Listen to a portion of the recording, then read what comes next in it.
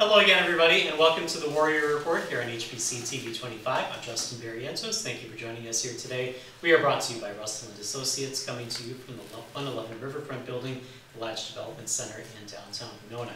And we're going to talk with head coach Brian Bergstrom from the Warrior football team. Thanks for joining us today. You bet. And we're talking about a win, 33-8 over Concordia St. Paul. As usual, I'm not going to put any words in your mouth. Your thoughts on the game this weekend? Well, excited for our guys. Winning games is fun, and they come in all shapes and sizes. Sometimes you win close ones, blowouts, on the road, at home, and so it reminded them to enjoy every single one. Now, it doesn't take the responsibility to grow between each game out of it because you won. Just like we lost to Saginaw, we had growing to do before week 2, and we beat Concordia, we have growing to do before week 3. So it doesn't take that away. It's just more fun in the process, but great day. Awesome game day experience. I want to say a huge thank you to Tracy Hale, who does a ton of work to organize all. It's a lot of people that organize it, but she takes the lead, and it was a really special day. That way, and great weather and electric energy in the stadium, and we certainly use that to our advantage. All right, let's talk about the game then. And one of the things that you said last week is you needed to come out of the box a little bit stronger and more intensity and whatever, and you get the interception, run back for a touchdown right away in the opening minutes of the first quarter. Your thoughts on that? Well, that's what we're talking about, and we didn't know who was going to go out first, offense or defense, and it was our task all week long to infuse that into our identity and that we were going to start fast, and we did. So it was impressive to see, and I think we built on it all day long. Yeah, and then Griffin Weagle had another interception later on. In fact, you had, I think, 3 takeaways, if I have that correct. So you're getting a lot of great play from your defense, being able to take the ball away from the opponent. Your thoughts on how the defense played against Concordia? I think solid. We can certainly be more consistent. That would be the biggest thing. And I'll point out just an example. We had one drive where they scored and they got the 2-point conversion. But within that drive, numerous missed tackles and penalties. And we didn't struggle with that as much the rest of the game. So for those 3 minutes of the game, we took our foot off the gas or we lost focus. And I'd love to know exactly why that happened, and we'll figure out if we can get anything from it. But sometimes it happens and you got to respond, and we did respond the next drive. But I would say overall it was a solid performance, and we just got to do a better job of being consistent with it. Mm-hmm. Yeah, so for the first 3 quarters of the game, I think you held Concordia to just 7 yards passing, which was incredible. But then they had a pretty strong run game, and Jalen Richardson and Hornacek was the other one that I think had over 100 yards against Upper Iowa, and both of those players were held in check. So it was very impressive how you took away all the weapons from Concordia last week. That's the goal.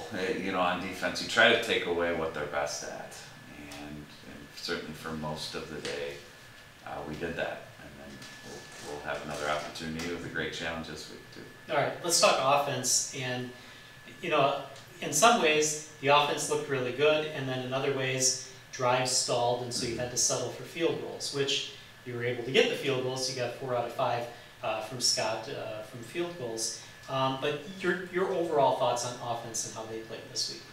Well, excited about the steps that we took in terms of getting momentum going, getting drives going, getting a rhythm built.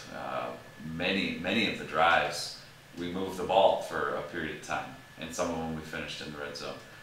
Like you mentioned, the biggest area of improvement is going to be to finish in the red zone. But up until that point, we did a great job with tempo, and we did a great job of mixing the ball to different people.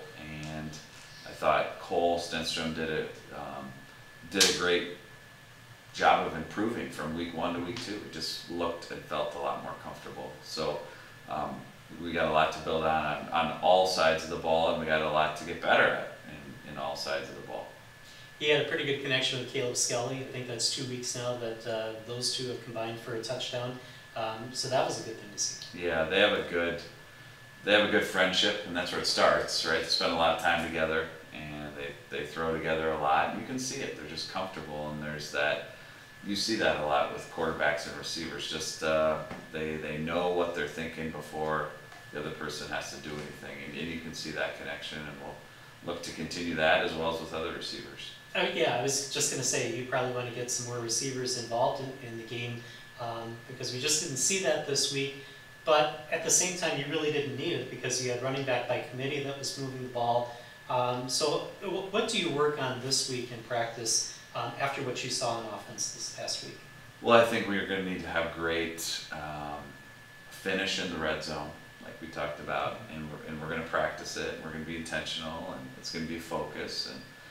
But we also need to be very balanced, and we need to be able to utilize all the weapons: tight ends, receivers, running backs, and it all obviously starts through the quarterback and the O-line. But we can't be too single-minded because we're going to play a great team that plays fast defense, and we're going to need to stretch them horizontally and vertically, and by threats of who's going to have the ball. So we got to have great balance this week. All right, I do want to go back to the running back position because it was very balanced. I think you had 4 running backs that had 40 or so yards rushing. Was that the plan, or was it just you were trying different guys to see if anybody could break through? A little bit of both. Like, we have a bunch of good running backs, so we want to get them involved. And what it does is it takes hits off of all of them, and they can be fresher while they're in. Now, it's not to say that in a game we wouldn't ride the hot hand, so to speak. And this game just happened to have a good back and forth with balance, and they were all having some success, so there wasn't reason to say this one needs to play over this one. Let's keep rolling with them. And like I said, one of the biggest things is their health. I mean, you think of a position that's gonna, every time they get the ball, they're getting hit. It's that one. Where there's a lot of other positions where you could be in a play and you're not getting hit. I got to ask one more question about this game before we move on to next week, and that was the I guess you call it a trick play where you lined up and Cole Sundstrom had the pooch punt that got them inside the 1 yard line, which was an incredible play. Was that a play by design, or was that a play where you said, hey, you gave the option to punt to Cole? It was by design, and he's good at it, so it gives us that threat of, are they going to go for it on fourth, or are they going to punt it? What it does is it pretty much ensures you're not going to have a returner back there, so they can't return it. So I think that's the biggest thing, and then they're not scheming up a punt block because they're typically just defending a 4th down play. All right, so Bemidji State is this week, which obviously you have a history against Bemidji, and they've won their 2 games so far this season. Tell me a little bit about how you game plan for Bemidji this week. Well, we're very familiar with each other from the perspective of it'll be the 3rd time we played in just over a year. So it's a team that we kind of know what they're going to do, and they know what we're going to do. Now, that's not to say there's not wrinkles and those sort of things. So, but what we expect is one of the best teams in the country to go against, and I got a great deal of respect for them and their players and their coaching staff. They'll be well prepared. They'll be full of energy to. They beat us twice last year. That's just the reality of it. So our guys are going to need zero talking to about motivation. We're going to focus on the things we got to do as coaches to get them ready to play. But our guys will be motivated and ready. And I know it's going to be a good game. Yeah. Is there a theme in practice for this week? From my perspective, like last week was start fast. This week it's consistency and discipline. And we just feel like as a team we have areas that we're lacking in consistency. Championship teams do it all the time.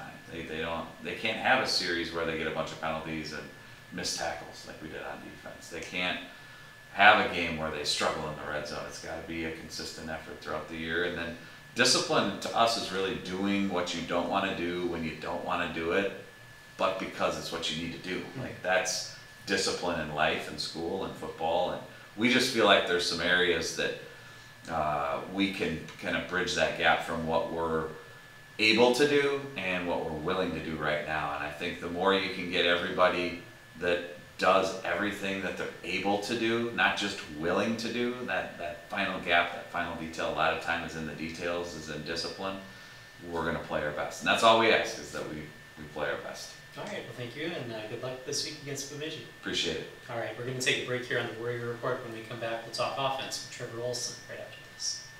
For over 60 years, Russell & Associates has been helping individual and business clients achieve what matters to them.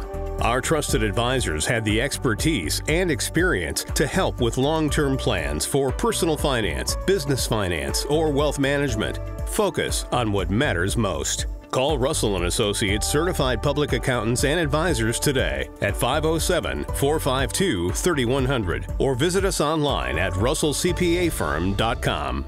Meet Jenny Siseski of Edina Realty. With nearly 30 years' experience, she knows that right now is the best time to sell your home. Jenny will help you get top dollar, higher than ever before. With today's low interest rates, it's time to upgrade your home and increase its value. High demand and low inventory also make this a perfect time to list your home. Call for a free market analysis. Contact Jenny Siseski at Edina Realty today, 507-458-7038.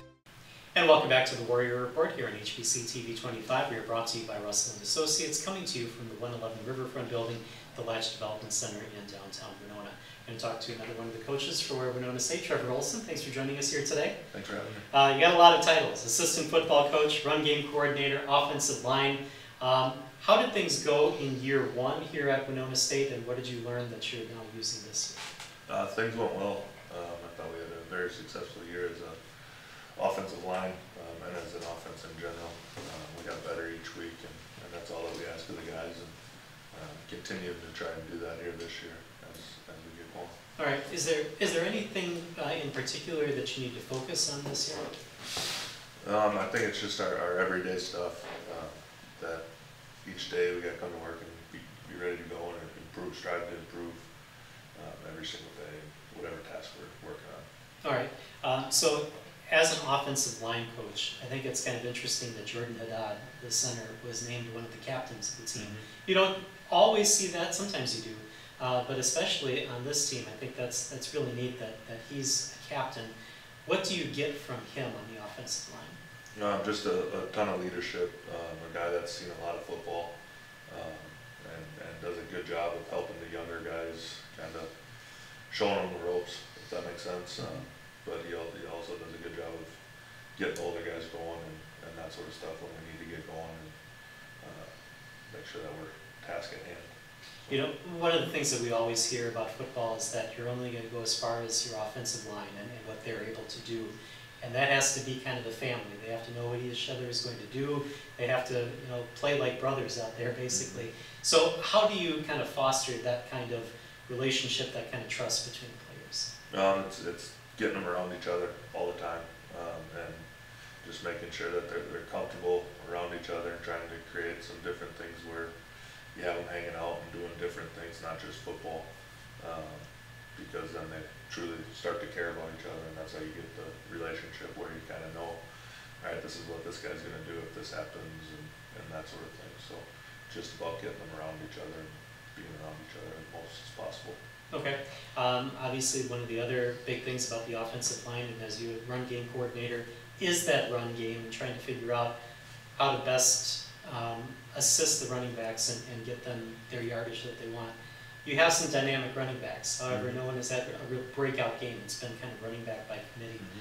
Talk about that aspect of the game and what some of the things you're trying to do as this year moves on.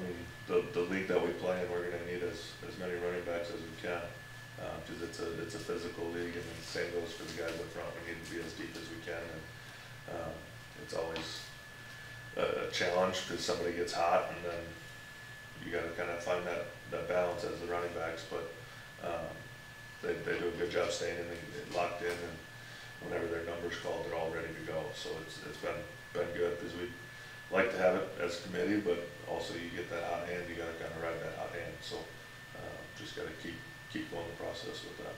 All right, let's talk about some of those running backs and start with Ty Gavin. I think he's kind of known throughout the league now, and so other teams are trying to take him away. What do you expect to see from Ty Gavin maybe this year? Well, just the thing you're going to get with Ty is consistency.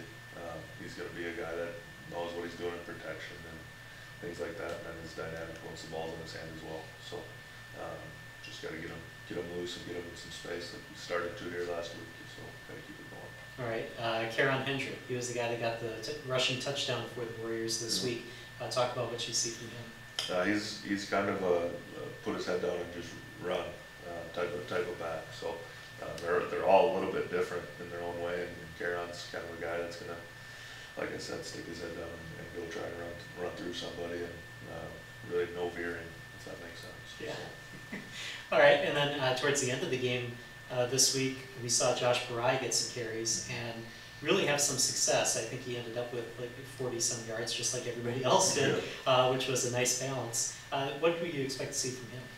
Josh is very similar to Ty, very, very smart in protections, knows what he's supposed to do, and is very trustworthy with the football in his hand, and as we saw on Saturday, can make some things happen when he gets out in space and that sort of thing. So just it's the battle that we fight as coaches, is which one do we want to go with, and that's why they're all getting kind of the equal amount of reps right now, which is kind of cool to see. Yeah. Is there anybody else in your stable of running backs that we aren't talking about that maybe we'll see later on? The other one's Noah Carlson, who had about, I want to say, 6 or 8 carries as well on Saturday. And, I mean, he's kind of the one that's got the breakaway speed. So it'd be fun to get him in some open field and see what he can do as well. But I mean, on Saturday they all had about from 6 to 10 carries and right around 45 yards. So can't ask for more.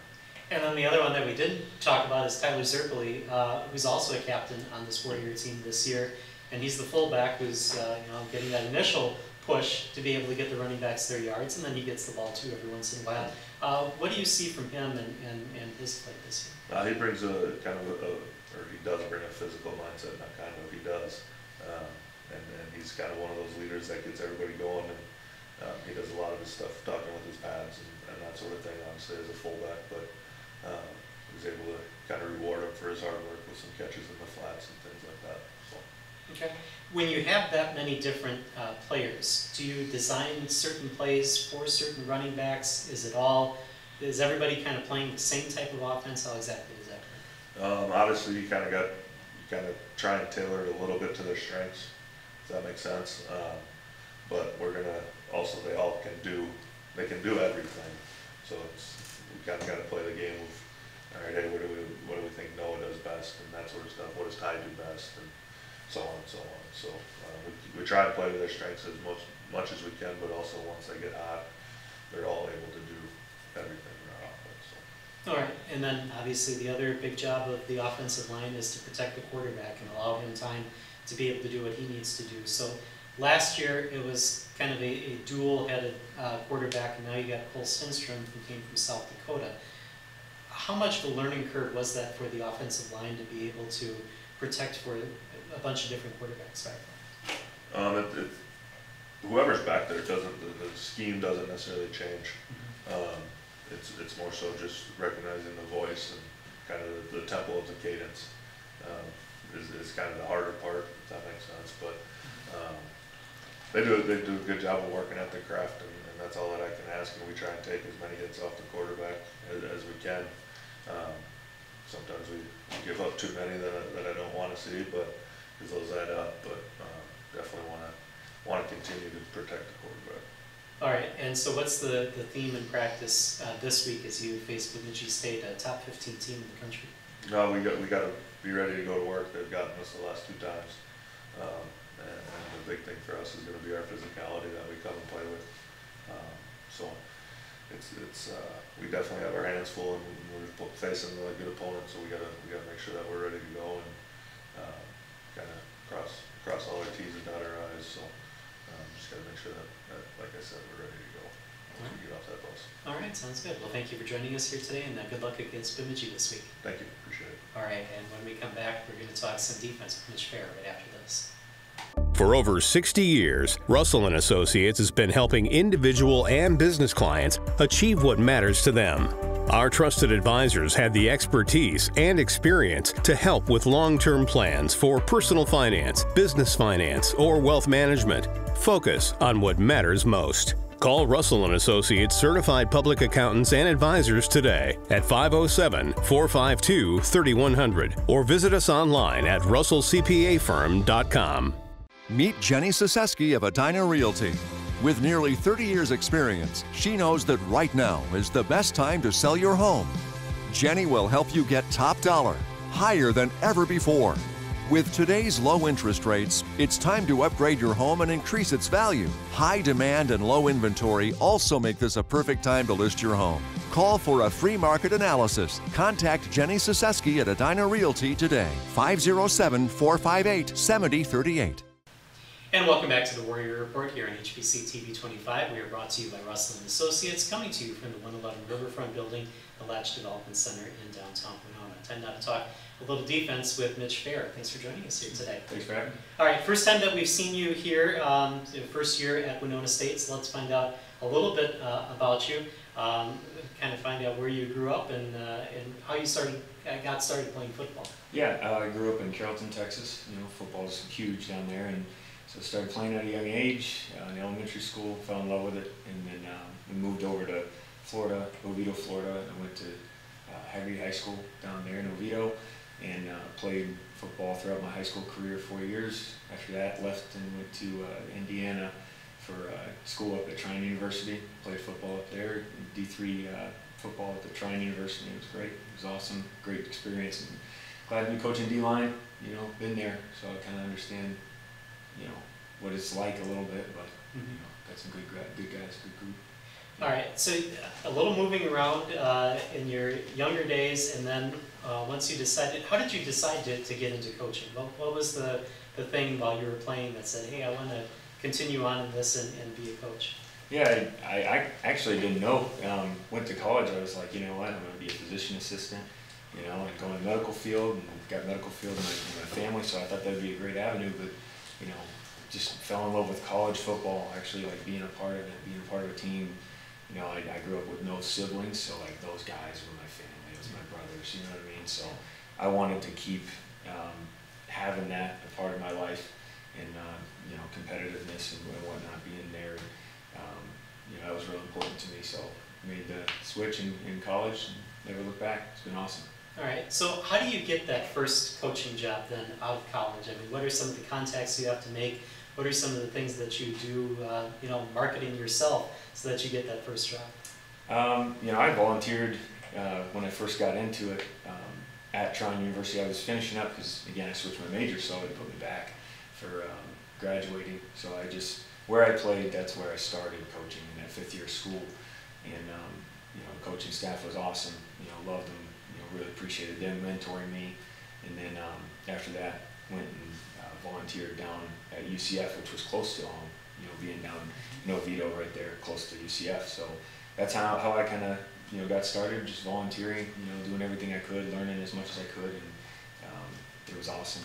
You know, fell in love with it. So. All right, I don't know if it was your first job, but you ended up at Yale University, which is kind of interesting to be coaching Ivy League. You hear the kind of prestige of Ivy League schools, and what was that like to be at Yale? You know, it was a great group of people, man. Coaching staff, awesome. Players were awesome. You know, I didn't know what I was walking into. I just, you know, I was from the South. I didn't know really much about Ivy League or anything like that. And I just, you know, you understand that there's, you know, a standard in that conference, and that all those schools, you know, you got some really bright, you know, people and successful people that graduate from those universities. And I didn't realize how down to earth and sweet, you know, everybody was going to be, and just, you know, they recruit, that whole league recruits football players, you know, that are just great people and just happen to be really smart, you know, students and really bright and successful. So it was awesome to be a part of, and you know, really blessed to be a part of all that at Yale. All right, and then after that, Bowling Green, talk a little bit about that. Yeah, you know, and again, it just goes back to like that connection with coaches and networking. The defensive backs coach that was at Yale with me, you know, Matt Arujo, who was really close to Julian Campini, who was the defensive line coach at Bowling Green, and you know, they had that connection. They were real close from their time at Boston College, and so they had an opening, you know, and I just went and pursued that. And you know, Julian Campini was a great mentor for me over the last 2 years before I came to Winona State, and you know, really appreciated my time there. They were awesome. All right, so how do you get them to Winona State? What was the connection to come here?